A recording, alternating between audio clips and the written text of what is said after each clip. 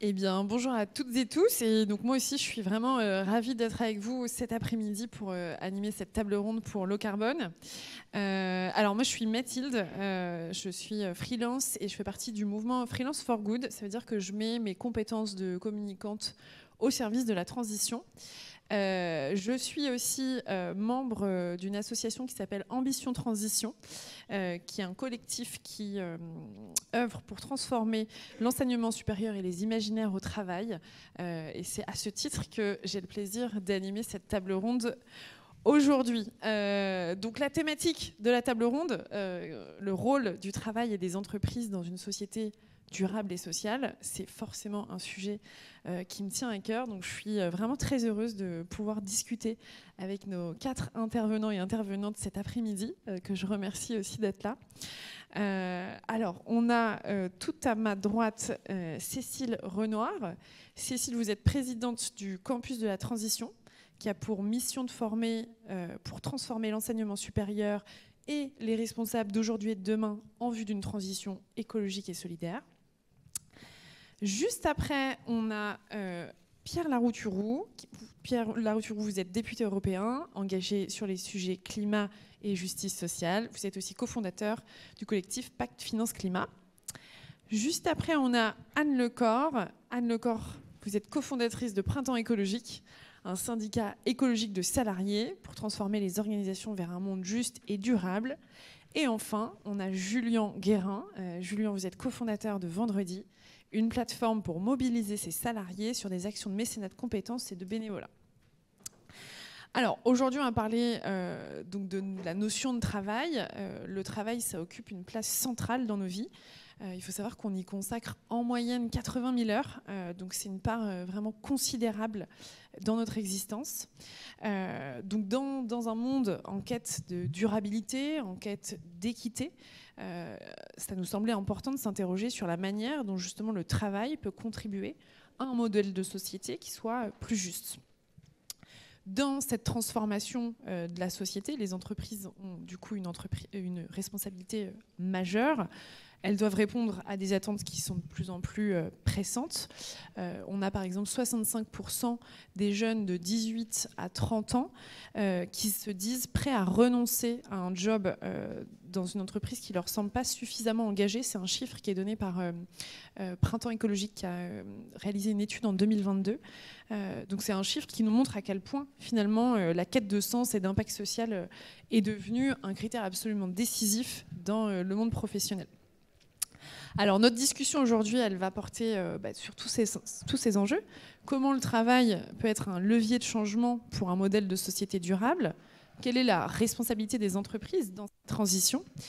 Et surtout, quelles actions concrètes peuvent être mises en place pour incarner ce changement et répondre aux aspirations des travailleurs et de la société. Donc on va discuter de ce sujet pendant environ 45 minutes et puis ensuite on gardera un petit moment pour vos questions.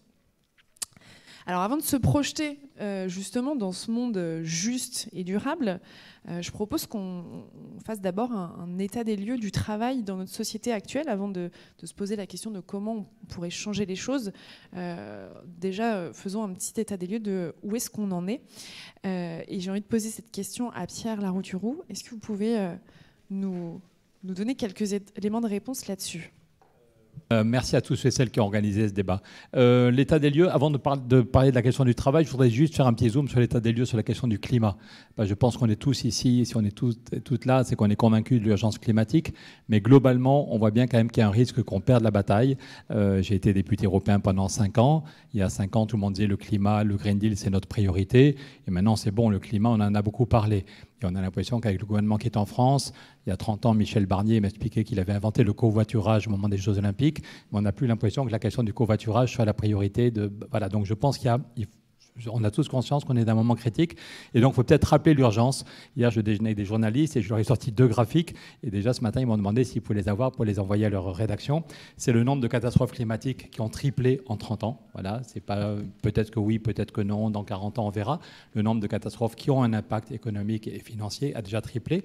Et sur la question du CO2, avant d'être député européen, j'étais membre du Haut Conseil pour le climat. Et la première chose qu'avait fait le Haut Conseil pour le climat, c'était de faire le bilan carbone de la France. Et donc, donc, il ne s'agit pas de polémiquer, hein, mais quand Emmanuel Macron dit c'est bon, on peut faire une pause, on a fait la moitié du chemin, je pense qu'on n'a pas les mêmes chiffres. Les chiffres les plus importants sur le CO2, c'est le CO2 qu'on mesure à Mauna Loa depuis 1958 aux États-Unis. Ça veut dire que déjà en 1958, les scientifiques américains disaient on a quand même un problème avec le CO2, parce que pour faire un observatoire à 3000 mètres d'altitude, c'est quand même compliqué, c'est cher, donc ça avait... Déjà, ils étaient motivés en 1958 pour mesurer le CO2. Dans les années 60 et 70, le CO2 augmentait à un rythme de plus 0,8 unités chaque année, plus 0,8 ppm. Depuis 5 ans, ça va 3 fois plus vite.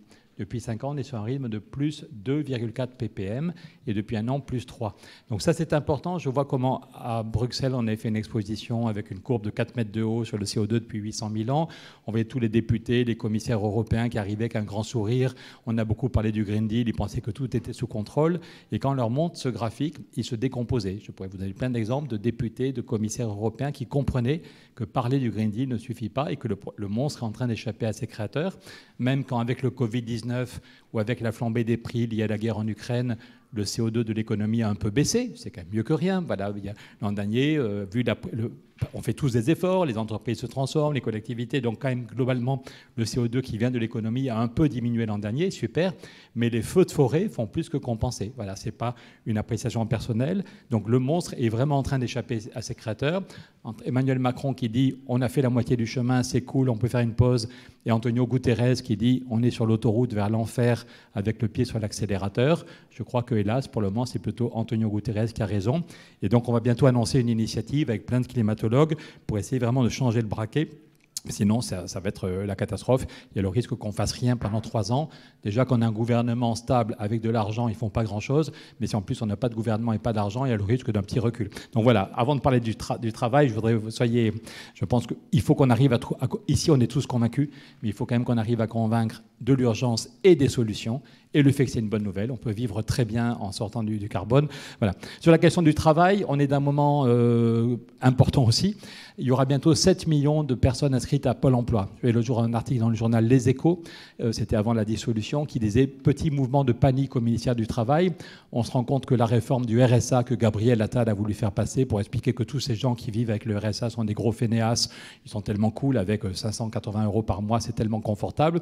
Et donc on nous a fait croire que c'était tous des gros fainéants et qu'on allait les obliger à s'inscrire à Pôle emploi et qu'on allait voir ce qu'on allait voir. Petit problème, il n'y a personne pour les accueillir à Pôle emploi, France Travail, et puis ils se sont rendus compte symboliquement qu'on va franchir la barre des 7 millions d'hommes et de femmes inscrits à France Travail au 1er janvier. On nous avait fait croire qu'il suffisait de traverser la rue, qu'on avait... Voilà, en fait, non. La question de la souffrance... Il y a la question des gens, il y en a ici, ou il y en a parmi vos copains, vos copines, vos parents. Il y a 7 millions de personnes qui sont au chômage à 0 heure par semaine, ou qui sont plus au chômage parce qu'ils sont en fin de droit, ils sont au RSA, ou ils ne sont même pas inscrits au RSA, et puis tous ceux qui ont quand même un boulot à 15 heures par semaine, où ils font un CDD, et puis ils ne sont pas tout à fait au chômage au sens du BIT, mais ils sont dans une galère noire. J'ai une copine qui vit avec le RSA à Mulhouse et qui me dit qu'à chaque fois qu'il y a quelqu'un qui sonne, à chaque fois, elle a la trouille en disant « Putain, c'est peut-être un huissier qui vient me foutre dehors ». Donc on ne se rend pas compte, les bourgeois, et je vois, dès qu'on est député à 8 000 € par mois, il y a vraiment le risque d'oublier la vie quotidienne de millions de gens. Mais donc on est dans un moment de d'absence de travail pour 7 millions, ou d'insuffisance de travail pour 7 millions de personnes. De l'autre côté, il y a une souffrance au travail. Il ne faut pas exagérer, il y a plein de gens très heureux non plus aussi. Il y a plein de gens qui, heureusement, s'épanouissent au boulot. Mais il y a quand même de plus en plus de gens qui ne sont pas contents de leur boulot. Et je pense que le Covid a fait évoluer les mentalités. Il y a eu 2 enquêtes qui sont sorties il y a 1 an. Une pour le groupe EBRA, donc tous les journaux de la presse régionale de l'Est, qui disait que 82% des Français voudraient passer à la semaine de 4 jours. Et plus récemment, Politis, qui disait que 77% des gens voudraient passer à 4 jours. Donc l'idée, ce n'est pas la fin du travail. Beaucoup de gens pensent que la question du travail, ça reste important, parce que j'ai envie d'avoir un boulot intéressant, parce que j'ai envie d'être financièrement autonome, parce que j'ai envie de rencontrer des gens, de créer des richesses, de participer au mouvement du monde avec d'autres. Donc le travail reste important, mais il n'y a pas que le travail dans la vie. Et peut-être que le Covid a fait évoluer les mentalités. On s'est rendu compte qu'il n'y avait pas que le travail, que notre vie était fragile, que c'était cool d'avoir du temps pour vivre, de ne pas mettre le réveil tous les matins, de ne pas voir son patron qu'on adore ou qu'on n'adore pas tous les matins, de ne pas prendre les transports en commun ou les bouchons. Voilà, donc je pense que dans tous les pays d'Europe, c'est impressionnant de voir comment le rapport au travail a évolué. Et si j'ai 2 minutes encore, ou j'ai déjà épuisé mon temps de parole? Tu dis.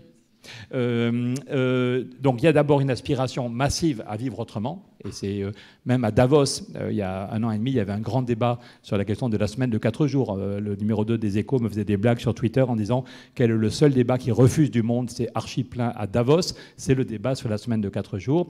Et c'est intéressant, parce qu'on m'a raconté, je n'y étais pas, mais que la ministre du Travail néerlandaise, qui est une femme de droite, mais la droite humaniste, disait il faut vraiment qu'on réfléchisse à la semaine de 4 jours, parce qu'aujourd'hui, aux Pays-Bas, la durée moyenne est à 29 heures. Je répète plus lentement, pour tous ceux qui nous expliquent qu'il n'y a qu'en France qu'on ne travaille pas, la durée réelle moyenne aux Pays-Bas est aujourd'hui à 29 heures. Mais la ministre disait, ce chiffre de 29 heures est une durée moyenne qui ne veut pas dire grand-chose, parce que presque toutes les femmes sont à 3 jours et presque tous les hommes sont à 5 jours.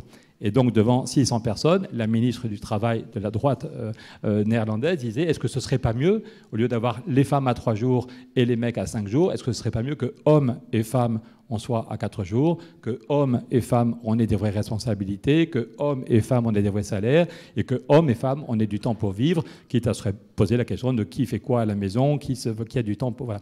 Donc il y a ça. Et dernier point, ce n'est pas juste une aspiration humaine, même si la seule volonté que des millions de gens veuillent vivre autrement, ça suffirait pour en faire un sujet massif. Mais il y a aussi une réalité économique. Aux États-Unis, celui qui relance le débat, c'est Robert Reich. Je vous conseille, ceux et celles qui parlent anglais, de regarder les vidéos. Ce mec est génial. Il est tout petit physiquement, mais c'est un géant. Tous les ans, je me dis, mais pourquoi il n'a pas encore 1 ou 2 prix Nobel? C'était le bras droit de Bill Clinton sur les questions de travail. Et puis il a démissionné parce qu'il trouvait que Clinton ne faisait pas assez de réformes. Et Robert Reich dit, pourquoi il faut absolument reparler de la question du temps de travail? C'est parce qu'il dit on veut une révolution depuis 40 ans et on n'est pas capable d'en parler sereinement dans le débat public. Il dit aux États-Unis, la production industrielle sur le territoire américain a presque doublé. Évidemment, il y a des problèmes de mondialisation mal régulés, et tu en parlerais sans doute mieux que moi. La Chine est rentrée à l'OMC, elle avait signé 22 conventions sociales, et puis dès qu'elle a été rentrée à l'OMC, elle n'en respecte plus aucune, et l'OMC s'en fout et regarde ailleurs. Donc évidemment, il y a un problème de régulation sociale et climat et biodiversité dans la mondialisation. Mais même si la mondialisation n'est pas régulée, on n'a pas un effondrement de la production. La production industrielle sur le territoire américain a augmenté de 80% en 30 ans. Mais le besoin de travail a baissé de 25%. Ce n'est pas qu'on soit de droite ou de gauche, c'est juste une mesure par les statistiques fédérales américaines, avec les robots, avec les ordinateurs, avec l'intelligence qu'on a mise dans la cabesse des gens, et en France aussi, on a multiplié par 8 le nombre d'étudiants. Il y a 40 ans, faire des études supérieures, c'était une petite élite, ou il y a 50 ans. Maintenant, il y a le plus grand nombre à le bac et fait des études, et il y a la formation continue. Donc cette double révolution technologique, les robots, les ordinateurs et intellectuelle, fait qu'on produit beaucoup plus avec 25% de travail en moins. Donc ça n'est pas la fin du travail. Je pense qu'il faut qu'on fasse gaffe. Ceux et celles qui disent c'est la fin du travail, non. Non, il faut qu'on se lève le matin, il faut qu'il y ait des agriculteurs qui s'occupent des vaches et des carottes, il faut qu'il y ait des gens qui s'occupent de nos transports en commun, il faut qu'il y ait des médecins, des infirmières, des chercheurs. Donc ça n'est pas la fin du travail. Dans tous les secteurs, on a besoin de travail, mais objectivement, on a besoin de 25% de travail en moins. Et quand en plus on est plus nombreux, il y a des bébés qu'on a fait il y a 30 ans qui sont devenus adultes, qui auraient pu prévoir, comme dirait Macron. Il y a plus de femmes qui travaillent qu'il y a 50 ans, c'est plutôt une bonne nouvelle. Donc globalement, on a besoin de moins de travail et on est plus nombreux. Donc ou bien on est stupide et on laisse des millions de gens au chômage à 0 heure par semaine ou dans des petits boulots, ou bien on est capable de négocier un nouvel équilibre. Et la semaine de 4 jours est une des façons de négocier cet équilibre. Merci Pierre. Alors je vais rebondir. Merci pour cet état des lieux très complet. Je rebondis sur ce que vous disiez sur ce n'est pas la fin du travail. Effectivement, c'est pas la fin du travail, mais peut-être qu'on a besoin de redéfinir finalement la notion de travail. La définition classique du travail au sens économique, c'est l'activité humaine qui permet la production de biens et de services. On voit bien qu'aujourd'hui, on a besoin de redéfinir cela. Anne Lecor, vous, chez Printemps écologique, vous avez travaillé sur cette nouvelle définition du travail. Est-ce que vous pouvez nous en dire un petit peu plus ? Oui, alors surprise, une nouvelle définition du travail, je ne sais pas si c'est exactement ça, parce que je pense que le sujet a été déjà bien pensé et beaucoup pensé, mais clairement, sans surprise, on ne prend pas la définition uniquement économique, parce que ça n'aurait très peu de sens en fait de voir cette définition-là comme purement économique. On a vu beaucoup de schémas et beaucoup de chiffres, et effectivement, c'est une notion économique qui est prise comme telle aujourd'hui par notre gouvernement, mais qui n'est pas la seule dimension qu'on doit lui attribuer. Nous, ce qu'on dit, c'est que c'est une notion qui fait appel à la question du corps, à la question de l'esprit et à la question de la structuration de notre société. Donc on voit bien à quel point c'est central. Alors évidemment, en tant que syndicaliste, c'est vraiment le prisme par lequel on analyse notre organisation de la société et également la crise qu'on peut avoir, auquel on se confronte, la crise écologique et sociale. Et pour nous, le travail, c'est quelque chose qui ne doit pas dégrader notre environnement, qui ne doit pas nous dégrader, nous, en tant que personnes, individus, qui ne doit pas dégrader les autres qui sont sur le côté, et qui doit nous permettre de vivre dignement, à la fois de façon très pécuniaire, hein, parce que c'est quand même quelque chose qui nous permet de vivre et de permettre de fonctionner en tant que société, et aussi au niveau du corps. Une dimension du travail qui est assez peu, à mon sens, évoquée, c'est la question de comment est-ce que le travail laisse un espace aussi pour repenser la façon dont on s'organise en tant que société, et d'une façon extrêmement démocratique. Alors l'entreprise, je vais vous... Attention, spoiler alerte, l'entreprise est sans doute l'espace le moins démocratique que vous pourrez trouver dans notre société. Peut-être qu'il y a d'autres idées, mais vraiment l'entreprise, quand on voit comment est-ce que c'est compliqué de s'y engager, comment c'est difficile de porter des combats syndicaux, etc., c'est l'espace le moins démocratique et le moins fait pour s'engager. Peut-être que du coup tu vas me contredire juste après, mais c'est quand même un espace très compliqué et très violent. Et le fait est que le travail dans ces entreprises-là, en règle générale, c'est quelque chose qui va occuper nos corps, qui va occuper nos esprits et qui laisse très peu de temps au fait de repenser comment est-ce qu'on travaille et pourquoi est-ce qu'on travaille. Donc au Printemps écologique, on appelle cette question notamment la question de l'antiproductivisme, pour essayer de voir et réfléchir sur collectivement comment est-ce qu'on peut redéfinir ce qu'on produit, ce qu'on consomme et comment on le consomme. Donc voilà, donc nous c'est cette notion-là de travail en disant voilà, en fait c'est quelque chose de 360 qui a un impact sur nous, qui a un impact sur les autres, et il faut qu'on lui laisse cette place dans ce temps travaillé pour réfléchir collectivement, sans forcément de direction qui nous donne des objectifs, parce que voilà, en fait face à la crise auquel on se confronte, peut-être que c'est bien de laisser du temps non subordonné pour réfléchir à la façon dont on réorganise et on adapte nos entreprises. Et j'y reviendrai juste après, mais parce qu'il y a aussi un gros sujet d'adapter ces organisations-là face à la crise écologique. Justement, sur l'adaptation des entreprises, chez Printemps écologique, selon vous, c'est quoi la responsabilité sociale des entreprises dans la lutte contre la crise climatique et les inégalités sociales, en lien avec ce qu'on s'est dit juste avant ? Alors, là encore, grosse surprise, elle est immense, cette responsabilité. Elle est d'autant plus immense de par l'inaction qui est engagée dans ces entreprises-là. Nous, on le voit tous les jours. C'est très souvent de la mauvaise foi, parfois de l'immobilisme. Enfin, il y a énormément de raisons, mais cette responsabilité, elle est immense. Elle est immense aussi par rapport à la question de la souffrance au travail. En France, on est un des pays qui a le plus de morts au travail en Europe. On a 2 fois plus de morts au travail que dans tous les autres pays européens, 4 fois plus qu'en Allemagne par exemple, et c'est en hausse. Voilà, on est passé de 700 par an à 1200 et quelques en 2023, et c'est un chiffre qui ne va pas forcément aller en s'améliorant parce que en fait il y a un vrai sujet de comment est-ce que les métiers. Alors, on pense souvent aux métiers du dehors, mais c'est parfois aussi des métiers qui sont dans les bureaux. Là, par exemple, on est présent dans une entreprise qui fait des jeux vidéo. Ils appellent le dernier étage de leur bureau le Mordor, parce qu'il fait, avec les machines, les serveurs, etc., il fait plus de 50 degrés. Et donc, en fait, en été, c'est tellement pas climatisé qu'en fait, ils sont obligés de travailler sur site, parce que c'est pas possible de travailler avec les serveurs de chez eux. Mais en fait, même les espaces où on travaille dans des bureaux peuvent être absolument insalubres. Donc il y a cette question-là de comment est-ce qu'on va adapter les conditions de travail au changement climatique. Et l'année dernière, on a eu un exemple très précis où une entreprise à côté de Lyon a laissé... il y a un salarié de cette entreprise qui est décédé de chaud dans son camion parce que en fait, l'entreprise n'avait pas considéré... intéressant, voire important, de mettre un plan canicule en place alors qu'on était déjà en alerte orange. Donc voilà, c'est pour vous donner pour vous donner cette idée que concrètement déjà on est sur une augmentation de la souffrance au travail en lien avec la crise écologique et que la responsabilité des entreprises à s'adapter, à adapter les métiers, à adapter les conditions de travail, elle est immense. Elle l'était déjà, hein, c'est pas nouveau, mais là on a une donnée en plus supplémentaire qui va être extrêmement puissante et qui va vraiment bouleverser ces organisations-là. Donc voilà, c'est pour donner la responsabilité est importante. Merci Anne. Je propose qu'on poursuive sur la thématique de la responsabilité des entreprises dans cette lutte contre la crise climatique et les inégalités sociales.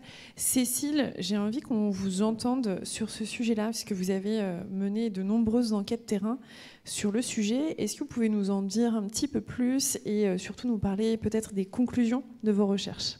Oui. Merci. Bonjour à toutes et tous. C'est aussi ravi d'être ici. Alors c'est vrai que le sujet est tellement énorme, immense, que j'ai l'impression qu'on peut tirer un fil et à chaque fois donner plein d'enjeux critiques. Alors moi, donc j'ai fait pendant des années des enquêtes de terrain dans des filiales de grands groupes pour essayer justement d'apprécier la responsabilité des multinationales vis-à-vis des enjeux de ce qu'on appelle aujourd'hui transition, grande transition, à l'époque développement durable. Et en confrontant un peu ce que les entreprises disaient faire en matière de développement durable avec des enjeux pour les populations des pays concernés par leurs activités. Alors, une première chose sur la question du travail, moi, qui m'a vraiment beaucoup frappée, et en plus, j'avais pas mal de confidences de cadres de ces entreprises. À l'époque, j'avais visité pour ma thèse les filiales de Total, Lafarge, Unilever et Michelin au Kenya et au Nigeria. Voilà, donc un peu du dur d'industrie. C'est quand même que, et ça rejoint tous les enjeux dont on a beaucoup entendu parler ces dernières années avec la loi sur le devoir de vigilance en France, la directive européenne sur le devoir de vigilance, à l'ONU, les efforts pour essayer de faire advenir un traité contraignant les multinationales sur ce sujet, pour bien dire qu'au fond, et c'est en écho de ce qui a été évoqué, et je ne minimise pas du tout les enjeux pour les salariés directs des grands groupes, mais en gros, moi, ce qui me frappait, c'est que en gros, ils ont quand même des conditions en général très privilégiées par rapport à ce qui se passe au long des chaînes de valeur et donc des chaînes de sous-traitance. Et donc, on pouvait voir, par exemple, une entreprise qui avait externalisé une grande partie de sa production et qui pouvait être classée parmi les meilleures en termes de RSE en France et qui, en fait, avait laissé des gens sur le carreau qui, du jour au lendemain, ne bénéficiaient plus de la protection sociale, de tous les avantages que les personnes avaient en étant salariés de l'entreprise et pas salariés du sous-traitant. Et je dois dire que j'ai quand même vu une différence, et si je prends l'entreprise avec laquelle j'ai le plus travaillé, sur laquelle j'ai le plus travaillé, qui est Total au Nigeria, ben c'était intéressant jusqu'en 2011, puisque j'ai fait des enquêtes entre 2004 et 2014. Je parlais beaucoup avec les directeurs de la filiale de Total au Nigeria de ce que je voyais et des enjeux, notamment directement du chauffeur qui était mis à la disposition de mon équipe pour qu'on aille faire des enquêtes dans des villages impactés par l'activité pétrolière. Et le chauffeur, donc pendant 10 ans, avec lequel j'ai bien compagnonné, m'avait invité chez lui un jour pour me montrer qu'il vivait dans un 2 pièces avec ses 8 enfants dans un bidonville de la banlieue de Port-Harcourt, qui était salarié d'un sous-traitant direct de Total. Et là, je donnais toujours cet exemple au patron pour dire, là, il y a quand même un énorme problème. Vous voyez, quelqu'un qui ne vit pas dans des conditions dignes alors qu'il travaille dans le périmètre de vos activités. Et j'ai vu quand même le basculement, d'où l'idée que quand même travailler sur le changement des règles du jeu est important, avec la loi sur déjà les travaux de Ruggie sur Business and Human Rights, le rapport entre la responsabilité des entreprises vis-à-vis des droits humains et des droits fondamentaux au long des chaînes de valeur. C'est ça qui a donné finalement en France la loi sur le devoir de vigilance. Et à partir de 2011, à partir du moment où a été édicté le cadre, la Protect, Respect, Remedy, protéger, respecter, remédier, je ne sais jamais le terme français, j'ai vu quand même des différences dans la manière d'appréhender les sujets. Mais alors ça c'est un premier, on pourrait dire, c'est un premier point, c'est les conditions de travail. Et là je voyais une étude qui dit que 90% des femmes africaines ne sont pas couvertes par des lois relatives aux droits du travail, donc pas de salaire minimal et pas de protection sociale.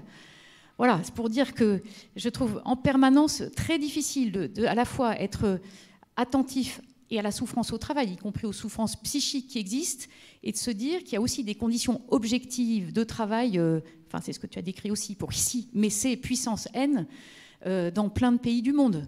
Donc voilà, et donc je pense que pour nous, ça rejoint bien sur l'articulation entre les enjeux écologiques et sociaux. Ça rejoint d'autant plus la nécessité de réfléchir à la redirection de nos modèles d'affaires d'un certain nombre de secteurs en se disant, ben voilà, comment est-ce qu'on fait, pour reprendre l'image du donut là, de Kate Raworth, pour créer et partager des richesses dans le donut, c'est-à-dire en respectant un plancher social et un plafond environnemental. Et ça rejoint tous les travaux qui sont faits aujourd'hui par des gens qui essayent de regarder comment est-ce qu'on redirige, parce qu'évidemment, c'est très compliqué.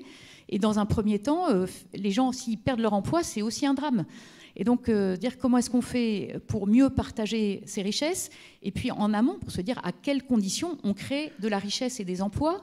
Et du coup, moi, ça m'a aussi beaucoup frappé. Je suis tellement contente qu'il y ait un syndicat qui mette en avant aussi, enfin, qui articule les questions écologiques et sociales.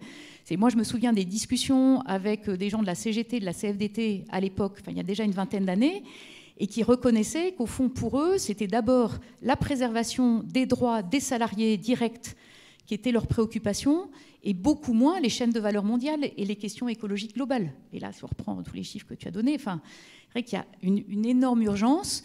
Et du coup, on retrouve là, les énormes enjeux en termes de responsabilité, de réfléchir aux conditions de partage des richesses, et donc aussi articuler la question du travail avec comment la valeur est créée et partagée, et donc non seulement dans les entreprises directement, mais vraiment au long des chaînes de valeur.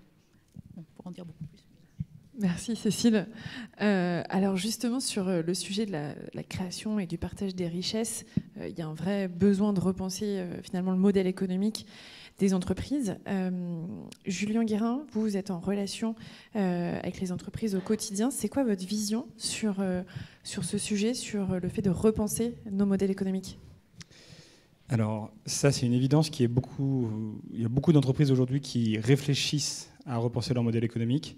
Il y a quelques jours, je suis intervenu sur une table ronde et une personne qui me partageait un chiffre que j'ai beaucoup aimé. C'est une étude qui a été faite par une chercheuse qui s'appelle Viviane de Beaufort sur la présence des questions climatiques dans les conseils d'administration et qui disait que c'était 20% du temps de parole et 30% des questions. Donc beaucoup d'entreprises y réfléchissent. Après, une fois qu'on a dit ça, on a un peu énoncé une évidence. Maintenant, elle est démontrée par des chiffres, donc c'est une bonne chose. Mais en réalité, il y a assez peu d'entreprises qui agissent. Et il y a même encore moins d'entreprises qui agissent à l'échelle du problème.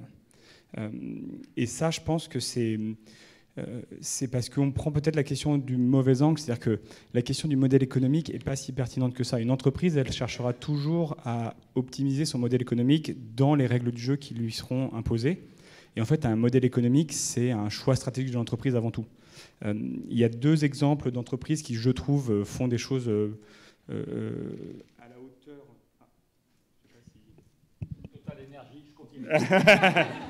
Voilà, Total Energy et British Petroleum, exactement. Non, il y en a une dont on a beaucoup entendu parler récemment, c'était Mustela. Certains d'entre vous voient peut-être ce que c'est. Donc Mustela, qui est une entreprise qui produit divers produits d'hygiène. Ils ont fait la convention des entreprises pour le climat et ils ont pris la décision d'arrêter un de leurs produits les plus polluants, qui sont les lingettes hygiéniques pour bébés. Alors, la décision est très respectable. Ils vont arrêter leur production d'ici 2027. C'est en fait aussi une anticipation de la loi AGEC qui est entrée en vigueur récemment, qui interdit la production de ce type de produits d'ici 2040. Donc c'est aussi intéressant de le voir comme une décision de la dirigeante qui est effectivement courageuse, effectivement novatrice, mais qui est aussi en fait une anticipation des futures conditions économiques de l'entreprise. Et d'ailleurs, l'entreprise ne compte pas perdre les 20% de chiffre d'affaires que représente cette activité. Elle compte remplacer ce chiffre d'affaires par d'autres créations d'activités. Un autre exemple, c'est Electrodépôt. C'est un exemple que je connais bien parce qu'on travaille beaucoup avec eux. Et alors, Electrodépôt, c'est un peu le mal incarné sur ces questions-là parce que ils achètent des perceuses produites en Chine à bas coût et ensuite ils les revendent à peu cher, des produits qui vont être très peu utilisés. Ça fait quelques années maintenant qu'ils essayent de changer ce modèle linéaire, extractif, consumériste, en essayant de penser à un modèle un peu plus circulaire, et ils développent énormément la réparation et même maintenant la location. Et donc, si vous allez dans des électrodépôts, il y en a en France, il y a 80 électrodépôts en France, et il y en a maintenant quelques-uns, bientôt quelques dizaines, qui proposent ces services-là. Comment est-ce que ça s'est arrivé? C'est qu'il y a un moment, leur actuel directeur de la transition écologique, Stéphane Belot, que je vous recommande fortement de suivre parce que je trouve qu'il a beaucoup de choses intéressantes à dire sur le sujet, a réussi à convaincre en fait le directeur général et l'actionnaire que l'entreprise, sur son modèle économique actuel, n'avait pas d'avenir en 2030-2035. Et donc, à nouveau, c'est sur un discours de « Ah, mais en fait, il faut qu'on s'adapte aux futures conditions sociales, sociétales ». Et ce n'est pas du tout une décision bienveillante envers l'environnement ou le climat de changer de modèle économique. C'est juste une optimisation de la valeur créée selon les conditions.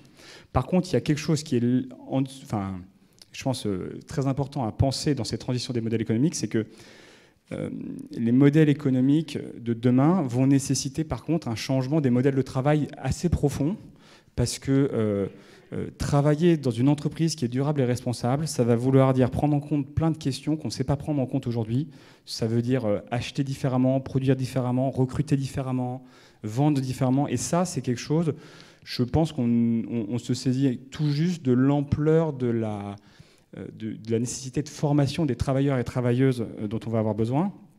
Et souvent, en plus, quand on y pense sur les cols blancs. On dit, ben voilà, demain, pour produire une paire de baskets éco-responsables, il va falloir que les ingénieurs pensent des matériaux différents, des modes de production différents. Oui, alors je ne vous parle même pas de la question des travailleurs et travailleuses, ouvrières, ouvriers sur les chaînes en usine. Alors s'il y a des usines demain, dans ce monde durable et responsable, je ne sais pas quel sera le vrai modèle, mais voilà, il faut aussi penser la transition des métiers des cols bleus. Et alors là, alors, de ce que je vois, c'est quasiment un impensé aujourd'hui. Autant sur les cols blancs, là, il a commencé à y avoir vraiment des approches et beaucoup d'entreprises qui réfléchissent à ça. Sur la population col bleu, c'est totalement absent. Merci. Julien, merci d'avoir refait le focus sur le fait que c'est plus important finalement de changer de modèle de société avant de penser au modèle économique et de rappeler aussi qu'il faut repenser nos modèles de travail. Ça me fait une transition toute trouvée pour réinterroger Pierre Larouturou.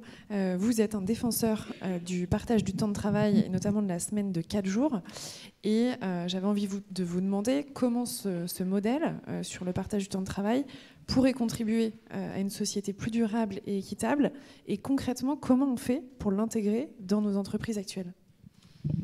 Alors, j'ai 0 centime de droit d'auteur, mais j'ai sorti un petit bouquin à moins de 5 € qui montre comment... Non, mais parce que même en parlant vite, je ne peux pas tout expliquer, et les autres ont plein de choses intéressantes à dire. Il y a déjà 400 entreprises qui sont passées à 4 jours, 32 heures, sans baisse de salaire, sans aucune baisse de salaire, et en créant des emplois. Vous ne le savez peut-être pas, mais si vous mangez un yaourt Maminova, les 800 salariés de Maminova, aussi bien le directeur général, la directrice financière, les ouvriers, les commerciaux, tout le monde est passé à 4 jours, 32 heures, sans 1 centime de perte de salaire. Et ils ont créé 125 emplois, 125 personnes qui ont trouvé un boulot en CDI. L'idée qu'on avait lancée en 93, ça ne nous rajeunit pas, avec Michel Rocard, avec Antoine Riboud, celui qui a lancé 24 heures avant nous. On s'est fait doubler sur la gauche par un des plus grands patrons d'industrie de l'époque. C'était le patron de Danone, un vrai patron d'industrie. C'est lui qui avait créé Danone. Et il se rendait compte des gains de productivité. Et il se rendait compte des catastrophes sociales et humaines que ça provoquait. Et aussi du fait qu'il y avait moins de consommateurs. Que quelqu'un qui vit avec le RSA, il ne va pas acheter les produits les plus haut de gamme. Voilà. Et donc Antoine Riboud avait dit, ça avait fait 5 colonnes, le titre Journal Le Monde en septembre 93, disait il faut passer à 32 heures sans étape intermédiaire. Ce n'était pas vraiment un gauchiste, c'était un des plus grands patrons d'industrie européens qui disait il faut passer à 32 heures sans étape intermédiaire, alors que la plupart des politiques ont l'habitude de faire des petites rustines ou de faire des petits pas. On va baisser de 1 heure le temps de travail et si ça marche, on recommencera dans 10 ans. Mais à chaque fois qu'on fait des petits pas, il y a des domaines où ça ne marche pas et ça tue l'idée pour les 20 ans qui viennent. En France, on avait fait des 39 heures, on était passé de 40 à 39 heures en 81. C'était cool au début, on peut partir plus tôt le vendredi, puis petit à petit, attends, tu peux rester quand même, il y a une réunion, tu peux rester juste, voilà. Et finalement, ça n'avait rien changé, ni création d'emploi, ni qualité de vie, et les 39 heures avaient tué le débat pendant 20 ans. Et les 35 heures avec les heures sup ont tué le débat. Donc Antoine Riboud disait, on arrête les bêtises, on y va franchement, on passe à 32 heures, 4 jours. Et l'idée, c'est que si l'entreprise passe à 4 jours 32 heures et qu'elle crée des emplois, c'est fondamental, des vrais emplois en CDI, des emplois, elle arrête de payer les cotisations chômage. Tous ceux et celles qui sont salariés ici savent que, heureusement, on ne laisse pas les chômeurs crever la bouche ouverte dans la rue. On est un pays où on met des dizaines de milliards pour gérer les conséquences du chômage. Et donc, c'est la CFDT qui avait dit, est-ce qu'on ne pourrait pas activer une partie des dépenses chômage s'il y a bien des créations d'emplois. C'est la grande différence avec la plupart des politiques qu'on a fait depuis 30 ans, où on met des exonérations, des exonérations, des exonérations, en espérant qu'il y aura un effet sur l'emploi, mais on ne voit pas l'effet sur l'emploi. Par contre, on voit les caisses qui sont vides. Donc, pour vous donner envie, c'est passionnant. À la fin du bouquin, il y a 4 pages complètement illisibles, pour être poli, devant des jeunes femmes. Mais Patrick Artus, professeur d'études d'économie à Polytechnique, qui explique que le système Larouturou est équilibré, que oui, on peut donner des grosses exonérations aux entreprises et de façon durable, mais parce qu'elles ont créé des emplois. Quand Maminova crée 125 emplois, ça fait 125 personnes qui vont avoir un vrai boulot, un vrai salaire, qui vont payer la TVA, qui vont payer des cotisations retraite, et ça fait 100 chômeurs en moins. Ce n'est pas mécanique, mais si vous créez 125 emplois, il y a 100 personnes en moins à payer par les caisses de chômage. Voilà. Donc oui, c'est possible de passer à 4 jours, 32 heures sans baisse de salaire. Et un des enjeux, sans doute, s'il n'y avait pas eu la dissolution, on est en train de faire un collectif pour rétablir la loi qui avait permis cette expérimentation, puisqu'on avait fait un tour de France après avoir lancé ce débat, et on avait réussi à convaincre plein de députés, contre l'avis du Premier ministre de l'époque, Alain Juppé, qui au début n'en avait pas grand-chose à faire, qui après ça a changé d'avis, mais on avait réussi à convaincre des députés qu'il fallait expérimenter et qu'au lieu de mettre toujours plus d'argent pour le chômage, peut-être qu'on pourrait mettre une partie de l'argent pour créer des emplois et améliorer la qualité de vie. Donc, s'il n'y avait pas eu la dissolution, on est en train de préparer un collectif, aussi avec des chefs d'entreprise, le Centre des jeunes dirigeants, c'est 6000 chefs d'entreprise qui sont ouverts sur ces questions et qui voulaient faire campagne pour obtenir une nouvelle loi d'Eurobien. Si j'ai encore 2 minutes, je voudrais dire le lien avec ce qui nous occupe ici de protéger la planète. Donc, quand on passe à 4 jours, évidemment, c'est d'abord vivre mieux. On voit que l'absentéisme recule, on voit qu'il y a une qualité de vie. On voit que souvent, on enrichit le travail. Ce n'est pas juste un problème de travailler au lieu de 32, au lieu de 39. Par exemple, chez Maminova, je n'ai pas d'action chez Maminova, mais les actionnaires et la CFDT, c'était 80% des salariés étaient syndiqués, donc ça aide à construire un rapport de force, disaient que le plus intéressant et le plus compliqué, c'était le contenu du travail. Parce qu'avec la loi d'Eurobien, ils avaient trouvé facilement un accord financier. Il y a le tableau de financement sur les 15 premières années. Il n'y avait eu aucun problème. En 2 jours, ils s'étaient mis d'accord sur comment est-ce qu'on y arrive à créer des emplois sans baisser les salaires et sans augmenter le coût du yaourt. Donc ça, c'était facile. En fait, l'équilibre financier avec l'exonération des cotisations chômage était très facile. Mais le plus compliqué et le plus intéressant, c'était le contenu du travail. Le directeur de l'usine passe à 4 jours. Donc, il y a des choses qu'il donne à son numéro 2. Mais le numéro 2, il passe à 4 jours. Donc, il y a des choses que peut-être qu'on faisait par habitude. C'est comme quand on déménage. On a tous fait des déménagements. On se rend compte qu'on garde des trucs depuis 20 ans qui pourraient partir à la poubelle. Donc là, on repense le travail, mais quand même, on crée un poste de cadre à ce niveau. Et jusqu'aux ouvriers, il y a un jour, les ouvriers de premier niveau, ceux qui travaillent le lait, la matière, et il y a un jour où le contremaître n'est pas là, parce que le contremaître aussi est passé à 4 jours. Et si un client appelle pour dire « je veux une tonne de yaourt à la cerise pour demain », on ne peut pas répondre rappelez lundi, le contremaître est en RTT, parce que sinon le client va aller chez Yoplait, chez le concurrent. Donc on a enrichi le travail des ouvriers. La première année, ils ont tous et toutes gagné 40 jours de vacances dans l'année, c'est quand même assez cool. Ils ont gagné 40 jours de RTT sans baisse de salaire. Mais dans l'accord qui a été signé, il y avait l'idée que la première année, on se forme 20 jours de RTT consacrés à la formation, ce qui fait que même si le contremaître n'est pas là, on a enrichi le travail des ouvriers et ils ont ils travaillent moins, mais ils ont souvent un travail plus intéressant. Et c'est une des raisons pour lesquelles l'absentéisme recule. Le médecin du travail, à la demande des partenaires sociaux, 2 ans après la mise en place des 4 jours, a fait le bilan et on voit que l'absentéisme recule parce que le travail est plus intéressant et aussi parce que les gens sont moins fatigués et parce que quand on a besoin d'une journée pour amener le fiston chez le dentiste ou pour aller soi-même faire autre chose, voilà, eh bien si on passe à 4 jours, on a besoin de moins d'absentéisme. Donc c'est quand même l'aspect vivre mieux et on a du temps pour vivre. Je me souviens, une fois, le directeur du personnel de Maminova, je lui ai demandé « Est-ce que tu peux venir témoigner d'un colloque au Sénat ?» Il m'a dit « Écoute Pierre, je t'adore et j'adore parler de la semaine de 4 jours, mais ce jour-là, je fais du kayak de mer avec ma femme et avec des copains. Il y a 1 jour par semaine où je me suis mis au kayak de mer et c'est trop important. Donc je viens quand tu veux à Paris, mais pas le jour où je me suis mis avec ma femme et mes copains à faire du kayak. » Donc il y a 4 jours par semaine où il est vraiment au boulot, et comme tous les cadres, il fait un peu plus que 7h50. Quand on parle de la semaine de 4 jours, c'est 32 heures pour ceux qui comptent leurs heures, mais les commerciaux, les cadres qui ont l'habitude de faire des journées plus longues, continueront à faire des journées plus longues. Après ça, l'intérêt aussi, c'est que ça permet de montrer qu'on peut créer des emplois même sans croissance. parce que quand même, on a la plupart de nos dirigeants ont un peu compris le problème climatique, mais ce n'est pas urgent. Et l'urgence, c'est de relancer la croissance, relancer la croissance, relancer la croissance, parce que s'il n'y a pas de croissance, on ne sait pas comment créer des emplois. Eh bien, bonne nouvelle, à partir des 400 entreprises qui sont déjà passées à 4 jours, ce n'est pas un calcul de macroéconomiste, on estime qu'on pourrait créer 1 600 000 emplois. Ça a été le bilan qui a été fait donc c'est pas... Parfois, c'est très utile, les modèles macroéconomiques, mais parfois, c'est encore plus utile d'aller voir ce qui se passe vraiment. Et à partir de ces 400 pionniers, on estime qu'on pourrait créer 1 600 000 emplois si on passe tous à 4 jours. Si par ailleurs, on a un vrai plan sur le climat, un vrai financement sur la rénovation thermique, sur les transports en commun, sur l'agriculture, sur les renouvelables, on estime qu'on peut créer 900 000 emplois en France. Ce n'est pas le chiffre d'aujourd'hui, mais on va bientôt relancer une campagne pour avoir des vrais financements sur le plan climat, et on pourrait créer 900 000 emplois. Donc si vous créez 1 600 000 emplois avec la semaine de 4 jours et 900 000 emplois avec un vrai plan climat, il faut aussi créer des emplois à l'hôpital, dans l'éducation, dans la recherche, dans la justice. Mais on voit qu'on peut très bien sortir du chômage, même sans croissance. Et c'est une bonne nouvelle. Il n'y a pas besoin de continuer à exciter la croissance. Là, en Chine, c'est dramatique. Il y a un chômage jeune qui est catastrophique. Et donc, le gouvernement chinois veut relancer. Et tant pis pour l'environnement, tant pis pour les nappes phréatiques, tant pis pour le niveau de dette. On s'en fout, mais si on continue à penser que le seul moyen d'avoir des emplois, c'est de la croissance, on va dans le mur en accélérant. Donc, montrer qu'on peut vivre mieux et créer des emplois et financer la protection sociale, même sans croissance, c'est plutôt bien.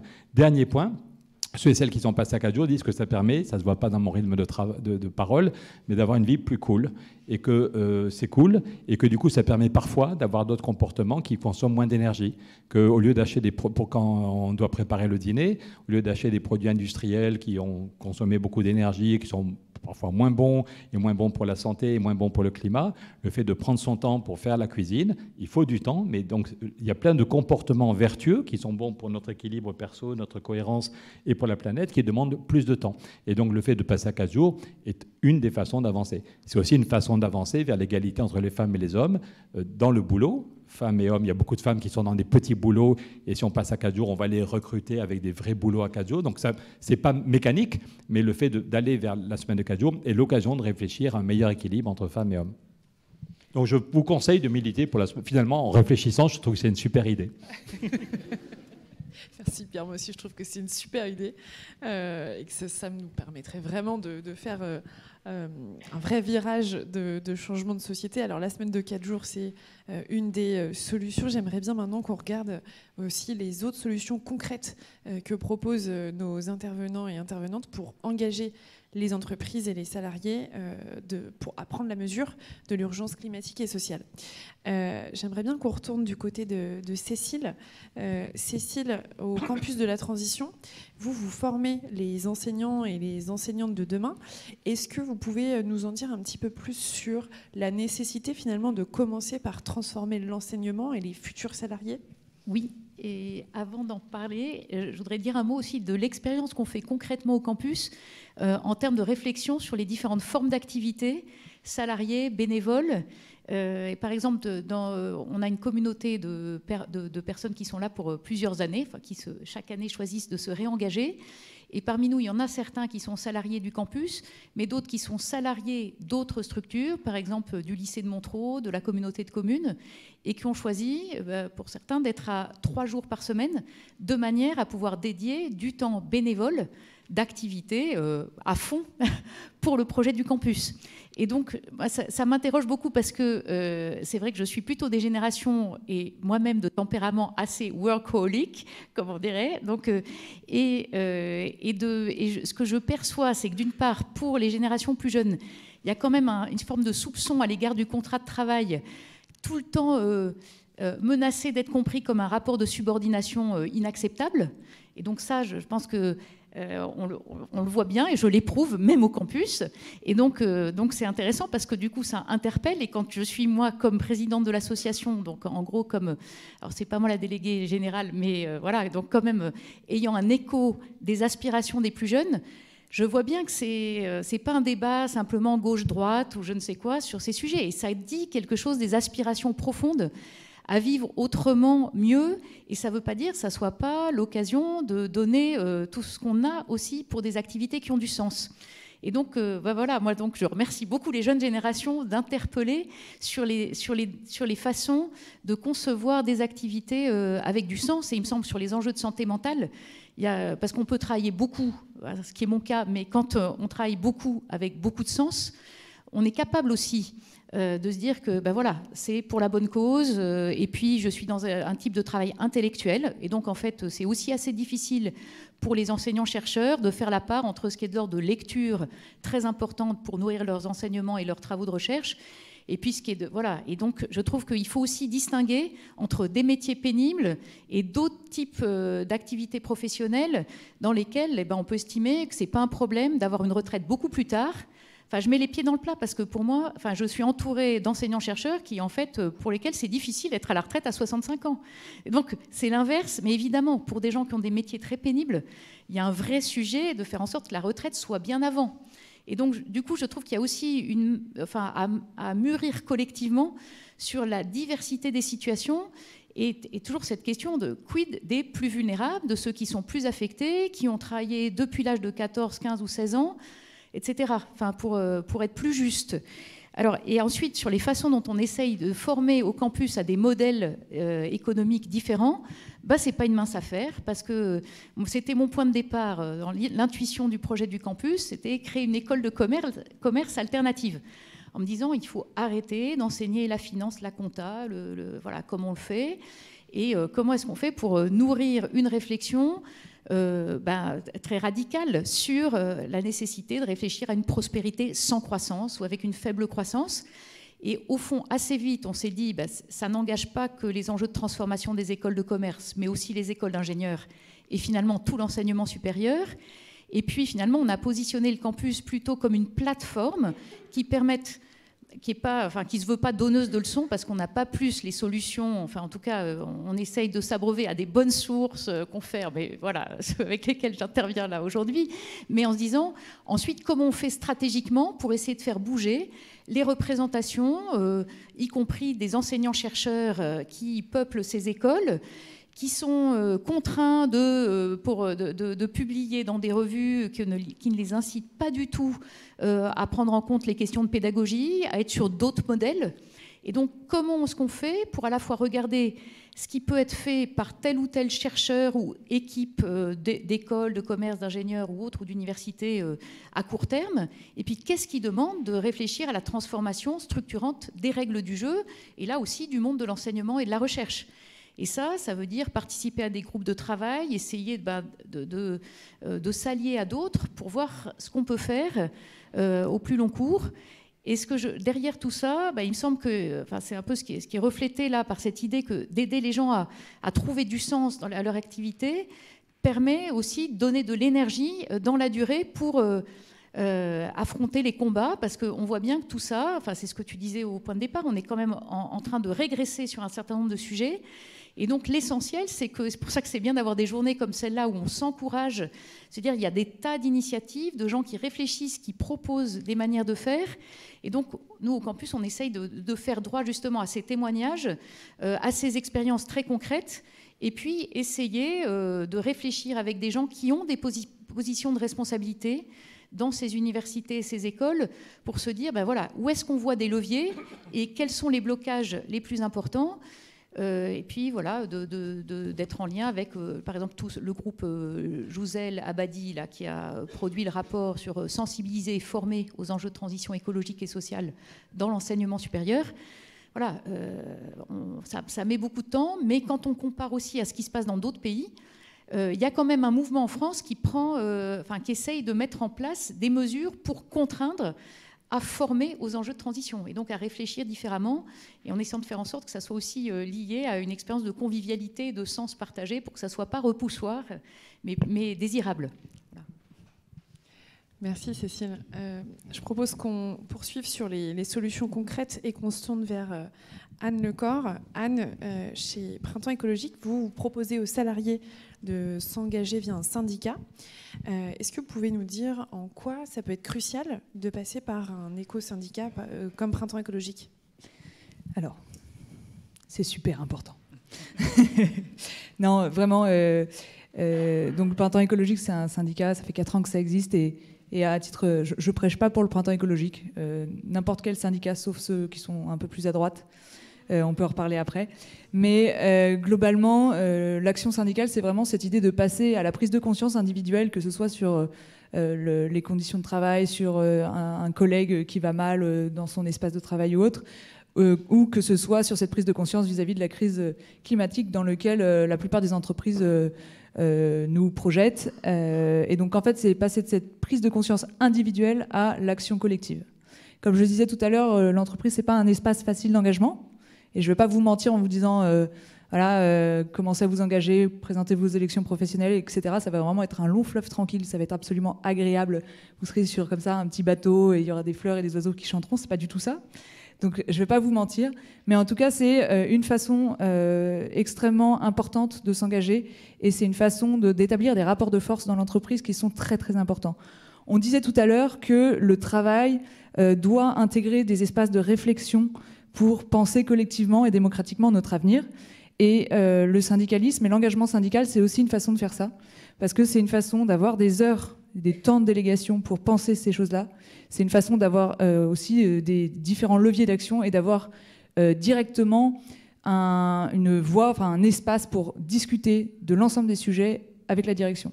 Depuis la loi climat et résilience, les syndicalistes, enfin en tout cas les représentants syndicaux et les élus CSE ont un troisième angle, une troisième prérogative, c'est d'avoir un avis sur la stratégie économique, sociale et environnementale de l'entreprise. Donc c'est ultra important, et on voit que ça commence à arriver, on commence à se former et on commence à avoir vraiment des leviers d'action sur ces sujets-là. Et je vais vous donner un exemple très précis, histoire que vous voyez à quoi ça peut ressembler. Au Printemps écologique, on est très fiers d'une lutte qu'on a gagnée après 1 an et demi, 2 ans de lutte. C'est dans une usine à côté de Vauche, donc à côté de Lyon, dans une usine Nestlé Purina, où Nestlé, en tant que grande multinationale, avait pensé à un plan de décarbonation qui s'appliquait de façon très uniforme à l'ensemble de ces structures de production, donc toutes les usines qui sont un peu partout en France, en Suisse, voilà. Et cette stratégie de décarbonation avait du coup un impact très direct sur cette usine qui regroupe environ 400 ouvriers et ouvrières. Et en fait, le projet pour décarboner cette usine qui produisait du coup de la pâtée pour chiens, c'était de changer la chaudière à gaz en une chaudière en bois énergie, ce qu'on appelle aussi biomasse. Alors il y a bio, il y a masse, on se dit oh, ça a l'air bien, etc. Donc sur le papier, sur le papier, ça a l'air d'être une excellente nouvelle pour le climat et pour la transition écologique.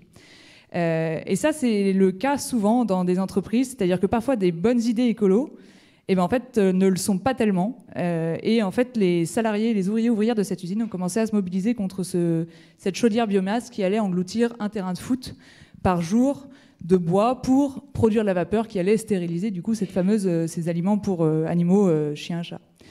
Et en fait, cette idée-là, elle a été insupportable aux salariés de cette usine, qui se sont dit en fait, c'est pas possible qu'on détruise la biodiversité, les espaces et les forêts autour de chez nous. J'ai dit nouilles ou chez nous, la biodiversité autour de chez nous, et donc on va se battre contre ce projet. Et en fait, pendant 1 an et demi, 2 ans, il y a eu des discussions très parfois désespérantes, parfois absolument inefficaces avec la direction pour dire en fait la biomasse à usage industriel n'est pas la bonne solution pour décarboner notre usine. On sait que la filière n'est pas suffisamment contrôlée, que finalement on coupe des forêts matures qui sont des puits de carbone pour derrière replanter des arbres qui ont beaucoup moins de valeur en termes de biodiversité et en termes de stockage. Et donc on se bat contre ce projet-là.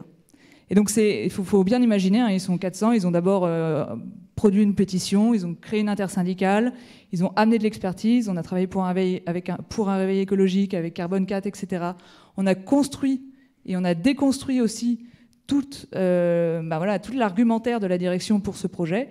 Et au fur et à mesure, on a réussi, c'est remonté au niveau national, au niveau du siège en Suisse, etc. Et on a réussi à déconstruire ce projet-là et à organiser un temps de réflexion très concret avec la direction pour identifier des alternatives. Et aujourd'hui, on est en train d'identifier cette alternative et voir à quel point on peut la financer. Donc c'est soit de la géothermie, soit du transfert de chaleur. Voilà. Et donc en fait, c'est pour vous montrer de façon très très concrète que la mobilisation des salariés de cette usine, elle fonctionne. Et là, il y a tous les enjeux que vous pouvez imaginer. Il y a la première chose qui est le fait qu'on défend son territoire, on défend là où on vit. On questionne aussi le sujet de l'alimentation pour les animaux. Est-ce qu'en fait, ça a du sens, par exemple, de faire venir de la viande d'autres animaux sur cette usine et d'en faire un espèce de gloubli-gloubla, de le stériliser avec de la vapeur qui demande énormément d'énergie et qu'ensuite on l'envoie un peu partout. Est-ce que ça a du sens voilà, ce mode de fonctionnement-là, cette production-là, cette façon de produire. Et est-ce que cette stratégie de décarbonation qu'on nous propose, elle a du sens? Donc on se pose toutes ces questions. Et on se pose toutes ces questions en établissant un rapport de force avec la direction qui peut parfois même être... qui peut être particulier parce que c'est aussi une usine. On sait que dans certains grands groupes, il y a assez peu de problèmes à fermer une usine quand elle pose problème, sachant que cette usine est à peu près le seul espace où il y a de l'emploi c'est pas un village, mais plutôt dans cette ville. Donc voilà, pour vous donner un exemple très concret, l'écosyndicalisme, ça fonctionne. Il faut s'engager. Et je ne vous dis pas juste au printemps écologique, allez vraiment où vous voulez. Il y a énormément de syndicats, c'est en fonction de qui vous voulez rencontrer, des collectifs de travail qui sont dans vos entreprises. Mais c'est très concret. C'est vraiment extrêmement concret. Et après, ça permet, et peut-être le petit moment publicité, c'est en fait, alors vous pouvez vous engager syndicalement dans votre entreprise, mais vous pouvez aussi juste adhérer à un syndicat. Et c'est pas du tout, si vous adhérez à un syndicat, il n'y a pas le mot syndicaliste qui vous pousse sur le front, il n'y a pas de petite moustache, tout va bien se passer. C'est vraiment un moyen aussi de soutenir des organisations qui se mobilisent à la fois dans des sujets extrêmement graves, type l'arrivée de l'extrême droite, mais aussi sur le terrain contre des chaudières biomasse qui n'ont pas lieu d'être. Donc voilà. Merci Anne, et merci pour l'exemple très concret. Je propose qu'on termine le tour des solutions avec Julien. Chez Vendredi, vous vous adressez aux entreprises et vous proposez à leurs salariés de s'engager via des actions de mécénat de compétences ou de bénévolat. Comment ce type d'action, ça permet de faire bouger les choses ? Oui, tout à fait. Alors, la façon dont comment on définit notre mission chez Vendredi, on dit notre mission, c'est de placer l'engagement au cœur des cultures d'entreprise. Et donc l'engagement, c'est effectivement du volontariat en association. Ça va être aussi se sensibiliser. Alors, vous connaissez peut-être les ateliers d'automne, les fresques du climat. Ça peut prendre la forme de quiz, de parcours de sensibilisation. Et puis la dernière action, parce que je pense qu'elle est aussi importante, c'est peut-être de porter des projets. Alors souvent, on les estampille RSE, en tout cas des projets de transition sociale ou environnementale en interne. Pourquoi est-ce que ça, c'est utile? Parce qu'en plus, surtout, généralement, une boîte, elle va donner, je crois que la moyenne des grands groupes, de ce qu'on observe, nous, c'est autour de 2 jours par an. Donc on peut sérieusement se poser la question de est-ce que 2 jours par an, lorsqu'on travaille à peu près entre 200 et 220 jours chaque année, ça, c'est vraiment significatif. Moi, il y a 2 exemples que j'aime bien donner. Il y a un premier, c'est une multinationale qui opère des hôtels dans 27 pays dans le monde, peu importe leur nom. Donc leur business model, pour revenir à cette question-là, c'est de raser des zones naturelles, de les bétoniser et de faire venir des gens en avion en embauchant des personnes locales à des prix qui sont bien en dessous du SMIC français. Donc le modèle économique de base n'est pas dingue par rapport aux enjeux qu'on évoque. Et donc, on travaille avec cette entreprise pour faire en sorte que les salariés puissent s'engager dans les 27 pays dans lesquels ils sont présents et aussi pour organiser des challenges, des quiz sur les questions climatiques. En fait, pour normaliser le fait de prendre en compte ces questions-là dans le travail du quotidien. Donc, il y avait un peu 4 temps forts par an, etc. En 3 ans, on a 70% des salariés des sièges, je ne compte pas les populations en hôtel parce que c'est encore différent, qui se sont mobilisés. Et là, l'année dernière, il y a quelque chose, et pour moi, c'est notre victoire sur ce cas client-là, c'est qu'il y a les équipes d'investing management, donc ça, c'est les équipes qui décident de construire les nouveaux hôtels, qui ont créé des indicateurs biodiversité. C'est-à-dire que d'habitude, ils créent que des indicateurs financiers, savoir grosso modo combien d'argent on va gagner quand on aura construit cet hôtel-là. Et pour la première fois, ils ont créé des indicateurs biodiversité pour scorer leur projet.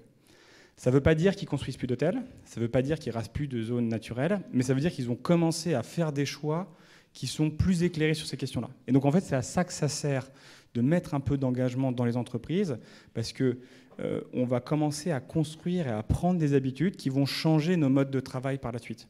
Un autre exemple, bien plus local, c'est un petit cabinet de conseil à Paris. Ils sont 150, quelque chose comme ça. Et après une semaine autour des questions d'égalité femmes-hommes, qu'on avait organisé avec eux en mars, évidemment, parce qu'on c'est toujours autour du 8 mars qu'on fait ces choses-là en France, même à l'international d'ailleurs.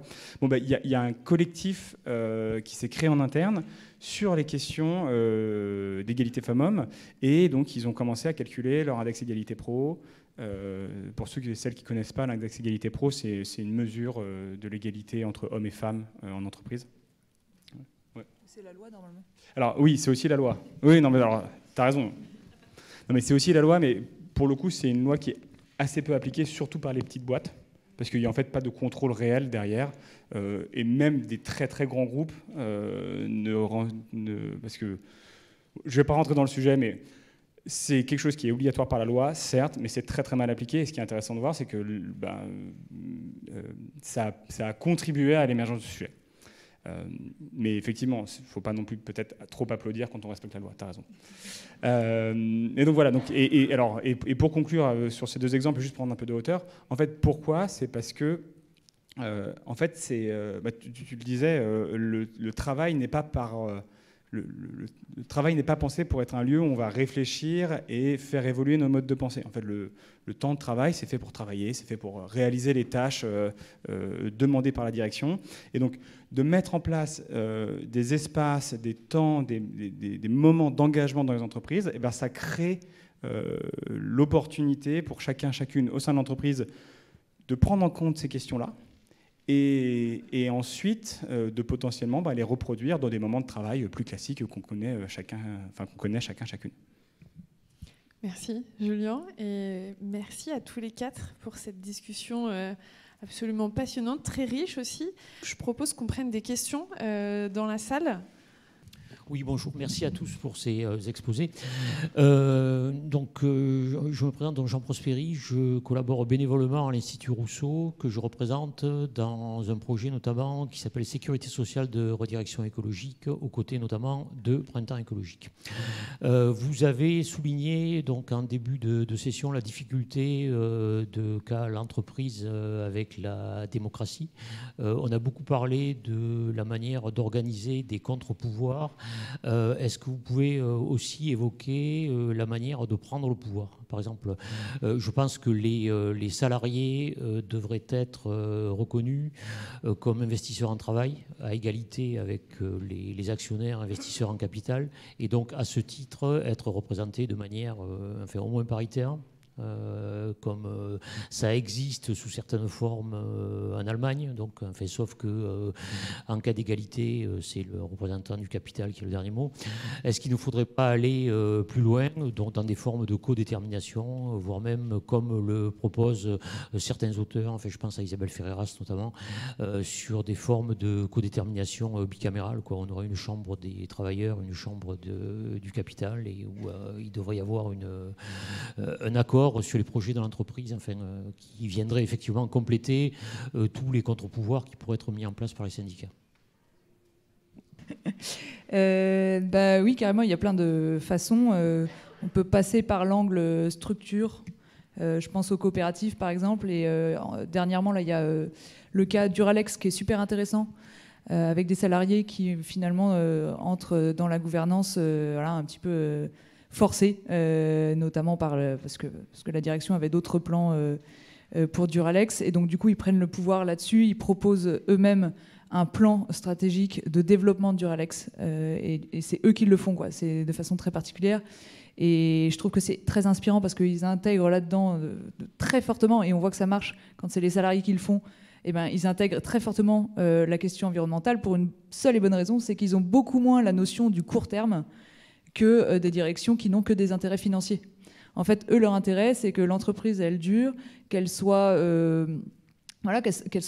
survive sur le long terme, Et donc, du coup, ils réfléchissent les impacts de l'activité très, très différemment d'une direction qui regarde à la fin le profit. Et voilà. Donc, Duralex, c'est extrêmement intéressant. Il y a un autre exemple aussi en Italie. Donc, quand tu parles de prendre le pouvoir, ça, c'est aussi intéressant. C'est l'usine MKL qui faisait des moteurs. Alors, je ne me demandais pas les détails, mais des petites portions de moteurs diesel, etc. Et donc, du coup, c'était un peu la fin du diesel. Donc, l'usine allait fermer. Je dis souvent que c'est cliché d'une belle histoire écolo parce que finalement, ils ont sur un de leurs jours de congé, ils ont reçu un mail qui leur dit voilà, vous êtes tous virés. Donc, du coup, ça va pas se passer comme ça. Donc, ils sont tous retournés sur l'usine. Et ils ont occupé l'usine. Et ils ont commencé à réfléchir à ce qu'ils pourraient faire et comment est-ce qu'ils pourraient transformer leur outil de production qui, dans tous les cas, commençait à être qui allait être désuet dans les prochaines années. Et du coup, ils ont commencé à créer et produire des vélos cargo. Voilà. C'est pour ça que je dis que c'est un peu la belle histoire industrielle écolo, c'est-à-dire qu'à la fin, ils finissent par produire des vélos. Mais ça n'empêche que c'est un exemple assez intéressant on reçoit un mail, c'est d'une violence extrême, inouïe. Et derrière, on reprend le pouvoir. Donc ça, sous un modèle coopératif. Je pense qu'ils sont d'ailleurs toujours en recherche de financement. Donc si vous voulez participer et devenir entrer au capital, vous pouvez. Et donc il y a effectivement cet aspect-là. Et après, sur la partie gouvernance, on s'est posé la question au printemps écologique des conseils d'administration des grands groupes du CAC 40. C'est très compliqué, c'est pas très parce qu'il y a quelques représentants des salariés dans les grands groupes, dans les conseils d'administration des grands groupes. Et en fait, on en discutait avec un député qui s'appelle Charles Fournier, notamment sur la question de comment est-ce qu'on fait en sorte que dans ces conseils d'administration, il y ait 50% salariés, à minima 50% autres, capital. Donc ça, c'est une vraie question et je pense que ça permettrait d'améliorer fortement le pilotage stratégique, environnemental, social des entreprises. C'est très compliqué, évidemment, quand on veut essayer d'inverser le rapport de force et faire en sorte que dans les gouvernances, il y ait ce soit différent. C'est très dur. Aujourd'hui, ça ne marche pas, quoi. On voit bien, quand on a 2 salariés contre un conseil d'administration entier, voilà. Et je crois que les collèges des Bernardins, mais peut-être que tu vas je sais pas si... Collège des Bernardins, ils proposent un modèle de gouvernance avec la direction, un tiers les salariés et un autre tiers le territoire, l'écosystème en tout cas de l'entreprise. Et donc ça, je pense... J'ai pas d'exemple de si ça a été testé ou pas. Peut-être que tu pourras le... Non, mais pour moi, c'est un peu le problème à court terme, c'est de se dire qu'est-ce qui est réaliste et quels sont les meilleurs leviers à actionner ou en termes de plaidoyer. Et il me semble que c'est aussi important, outre ce rééquilibrage du pouvoir, mais on voit bien que pour ce qui concerne les grands groupes, à mon avis, c'est une vue de l'esprit de penser qu'à court terme, ils vont changer leur gouvernance. Donc il y a déjà, pour être au comité des parties prenantes de plusieurs grands groupes, je vois bien, et j'arrête pas de dire, en fait, il faut que vous nous permettiez, il y en a un chez Michelin, par exemple, on a pendant 1 journée et demie chaque année, réunion comité des parties prenantes avec le COMEX. Et ça, c'est très intéressant parce qu'on peut vraiment discuter le coup avec eux. Mais enfin, ça n'a une voix que consultative, évidemment, et simplement les aider à essayer de se poser un certain nombre de questions. Mais pour moi, la question, par ailleurs, c'est de se dire si on veut avoir des modèles d'affaires qui soient dans le donut, c'est-à-dire qu'est-ce qui manque en ce moment. Et là, il me semble, la question de la comptabilité est absolument décisive. Et là, tous les travaux actuels et les mobilisations de différents côtés pour essayer de faire valoir une comptabilité en triple capital au niveau plus micro, et puis après comptabilité, là, comme ils disent, écosystème centré au niveau des filières, et donc à un niveau plus méso, plus les questions au niveau international, travailler aussi pour la double matérialité. Enfin, l'un n'exclut pas l'autre, mais à mon sens, il y a un vrai sujet aussi de se dire qu'est-ce qu'il faut faire passer en premier et qu'est-ce qui a le plus de chances d'avoir des effets en termes de réorientation, des choix d'investissement et du coup du respect des personnes. Voilà. Et donc, c'est super intéressant parce que nous, ce qu'on remarque, on est dans des entreprises de taille moyenne. Le moment où on perd le pouvoir, c'est le moment où ils vont se financer sur les marchés. Alors là, ça, vraiment, c'est d'une violence particulière. Et d'ailleurs, à chaque fois, c'est le même processus. On a une structure relativement saine, quelques centaines de salariés, etc., etc. On a envie de passer à la vitesse supérieure. On va aller chercher des financements ailleurs. Alors, il y a un ménage qui se fait. C'est-à-dire qu'on doit être les plus beaux, les plus jolis pour être achetés. Et puis après, bim, c'est terminé, quoi. Vraiment, on ne prend plus, on prend la logique économique la plus pure et on fait avancer l'entreprise comme ça.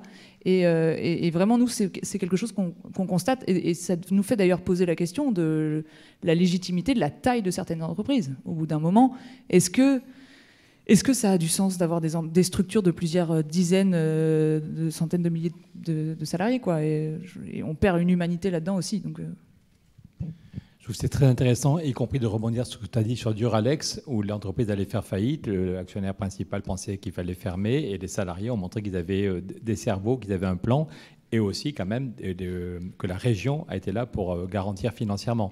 La région a dit, je ne veux pas prendre le pouvoir, je fais confiance aux salariés, mais je peux garantir. Mais du coup, ça me fait, quand ta deuxième intervention, quand tu dis souvent, il y a un truc qui se casse quand l'entreprise veut grandir et va aller chercher un fonds, où moi, je connais des entreprises qui avaient un fonctionnement plutôt correct, et puis à cause du Covid, ils ont fait les prêts de l'État, et comme il n'y a pas de mot poli pour dire ce que je pense de Bruno Le Maire, mais Bruno Le Maire n'a pas voulu leur laisser plus de temps pour rembourser, et donc il y a des entreprises qui soit faisaient faillite, soit trouver des fonds qui avaient une exigence beaucoup plus forte. Du coup, il faudrait se demander si ce qu'a fait une région pour soutenir Duralex et que les salariés, que l'entreprise reste vivante et que les salariés prennent le pouvoir, est-ce qu'on ne pourrait pas, au lieu que ce soit juste un cas exceptionnel, est-ce que des régions ou une puissance publique ne pourraient pas avoir un rôle plus important? Quand tu parles de prendre le pouvoir, je voudrais dire deux choses qui, moi, me font réfléchir. C'est tout petit, donc vous ne le voyez pas, mais c'est en 1872. 1872, c'est le bazar à l'Assemblée nationale, pour être poli, les députés s'engueulent, il n'y a rien qui sort. Et on voit 1 200 000 pétitions qui arrivent. C'est des carrioles, c'est des hommes et des femmes qui viennent de Bretagne, de Toulouse, de Nancy, et qui ont fait signer 1 200 000 pétitions et qui les ramènent physiquement à Paris pour dire aux députés, mais putain, arrêtez vos conneries, on veut une loi sur l'éducation laïque, gratuite et obligatoire. Moi, je suis nul en histoire et je croyais que c'était Jules Ferry, ou peut-être que c'est Jules Ferry qui a écrit les bouquins d'histoire derrière, mais je croyais que c'était Jules Ferry avec ses grosses moustaches et ses trucs mûches qui avait écrit la loi. Ben, pas du tout. Jules Ferry était parmi ceux qui s'engueulaient à l'Assemblée, et c'est le peuple qui dit, et on voit des gens de tous les villages et de toutes les classes sociales, et ils ont fait signer 1 200 000 pétitions pour dire on veut une loi. Et derrière, les députés font la loi, et derrière, c'est un énorme bazar, un énorme chantier, mais en 20 ans, et c'est assez génial, dans tous les villages, on fait l'école des garçons, l'école des filles, la maison des maîtres, et le pays se transforme, et c'est une liberté nouvelle pour tous ceux et celles qui vont à l'école, et c'est un bien-être pour le pays.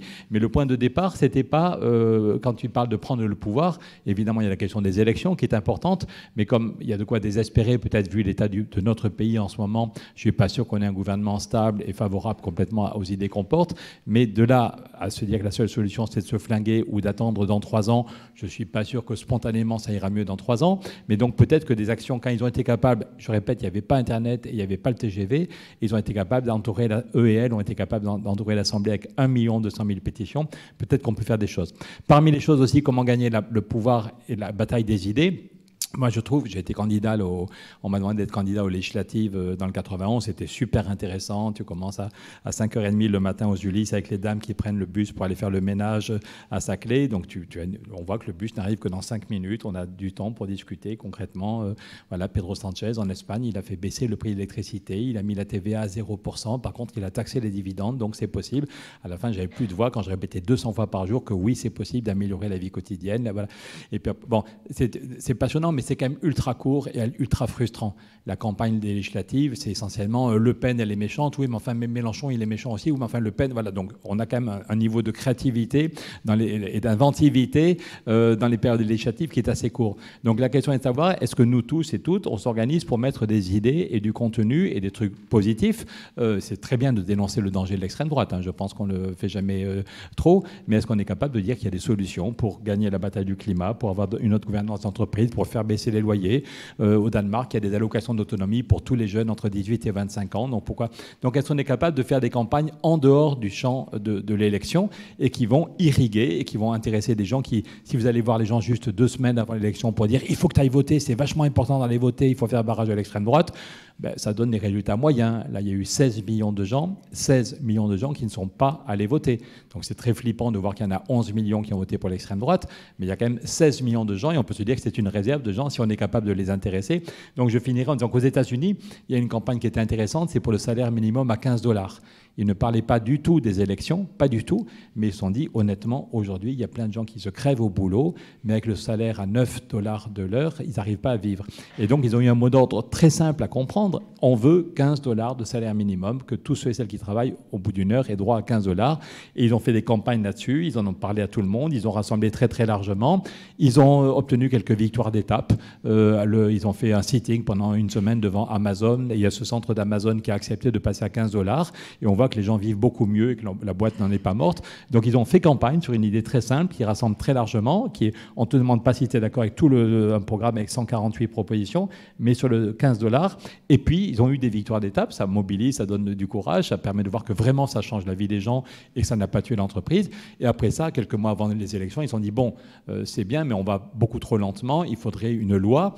Et c'est pas avec Donald Trump qu'on y arrivera, c'est plutôt avec Joe Biden. Ils sont allés voir Joe Biden qui a reçu le collectif et qui dit j'en fais une de mes priorités.